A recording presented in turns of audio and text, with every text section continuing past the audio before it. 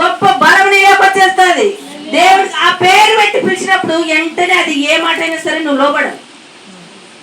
నువ్వు అది ఏదైనా సరే, ఇదిగో సునీత నీ దగ్గర ధనం అంతా తీసుకురా అని చెప్తే తీసుకురావాల్సిందే.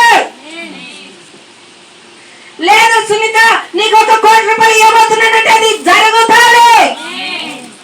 జరుగుడుగాక.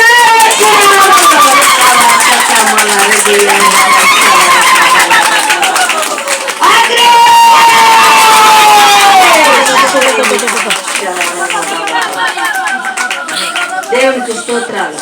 దేవుని బిడ్డ అందరము మన దేవుడు మనల్ని ఆశీర్వదించడానికి ఆయనకు పెద్ద పని కాదు.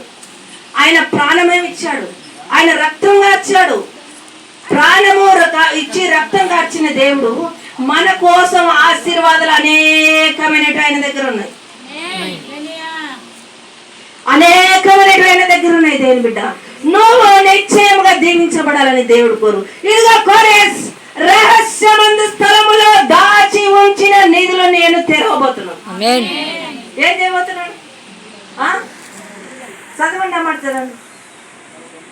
అంధకార స్థలములో ఉంచబడిన నిధులను రహస్య స్థలములలోని మరుగైన ధనమును నీకు ఇచ్చేదను. హల్లెలూయా.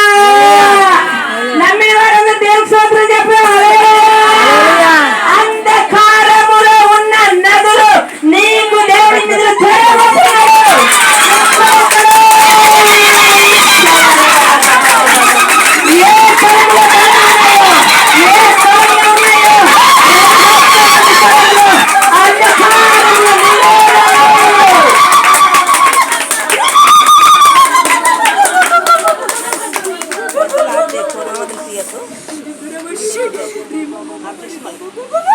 దేవుని బిడ్డ అంధకారంలో ఏం జరుగుతాడమ్మా?